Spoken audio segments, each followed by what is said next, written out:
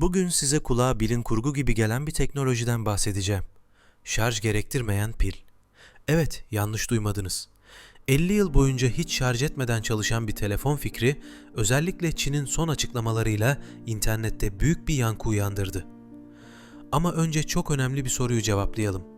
Böyle bir pil gerçekten mümkün mü? Bunun için pil teknolojisinin temelini anlamamız gerekiyor.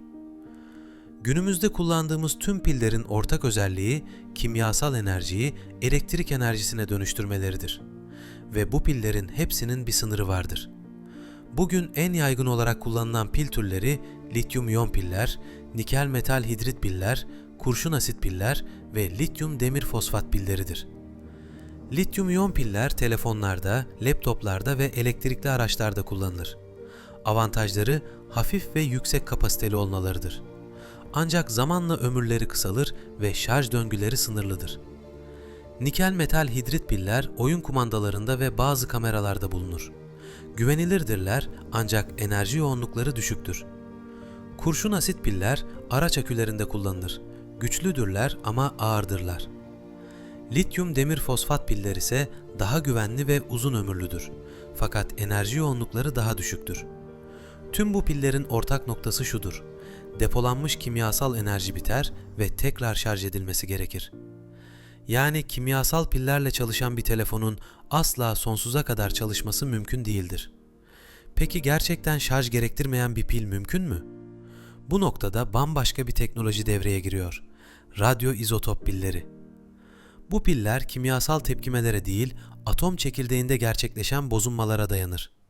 Bir radyoaktif izotop bozulurken enerji açığa çıkar ve bu enerji yarı iletken bir malzemeden geçirilerek elektriğe dönüştürülebilir.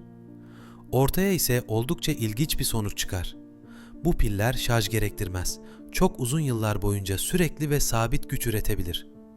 Aslında NASA uzay görevlerinde bunun daha büyük versiyonlarını onlarca yıldır kullanıyor. Voyager sondalarının hala çalışıyor olmasının nedeni işte bu radyoizotop jeneratörleridir. Şimdi gelelim asıl konuya. Çin gerçekten şarj gerektirmeyen bir telefonu mümkün kılacak pili üretti mi? Bu iddiaların merkezinde Betavolt Technology adlı şirket bulunuyor. Firma, BV100 adlı prototip bir nükleer pil tanıttı ve bu pilin bir bozuk para büyüklüğünde olduğu, 50 yıl çalışabildiği, nikel 63 izotopu kullandığı ve ısıdan ya da ışık koşullarından etkilenmediği söylendi. İnternetin ilgisini çeken asıl şey şirketin şu iddiasıydı: bu pil teorik olarak bir akıllı telefonu ömür boyu çalıştırabilir. Peki bu doğru mu? Kısmen evet, kısmen hayır. Bu pil şu anda sadece 100 mikrowatt güç üretebiliyor. Bu bir telefonun enerji ihtiyacının binde biri bile değil. Hatta küçük bir led lambayı tam güçle yakmak için bile yetersiz. Şirket, 2025 yılına kadar 1 watt güce ulaşabileceklerini söylüyor. Ancak modern bir akıllı telefon ortalama 4 ila 6 watt güç tüketir. Oyun oynandığında ya da yüksek performans isteyen bir işlem yapıldığında bu değer 10 watt üzerine çıkar. Dolayısıyla bu pil teknoloji olarak gerçek olsa da mevcut haliyle bir telefonu çalıştırması mümkün değil. Ayrıca radyoaktif madde içerdiği için güvenlik tartışmaları, atık yönetimi ve regülasyon sorunları da var. Dünyanın büyük çoğunluğu radyoaktif malzeme içeren bir ürünün cep telefonuna yerleştirilmesine büyük ihtimalle izin vermeyecektir. Soundut olarak Çin gerçekten şarj gerektirmeyen bir pil geliştirdi mi? Cevap şu şekilde: evet, böyle bir teknoloji var.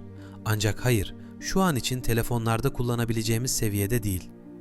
Bu teknoloji gelecekte geliştirilebilir ve belki 10 ya da 20 yıl içinde gerçekten şarj gerektirmeyen cihazlara sahip olabiliriz.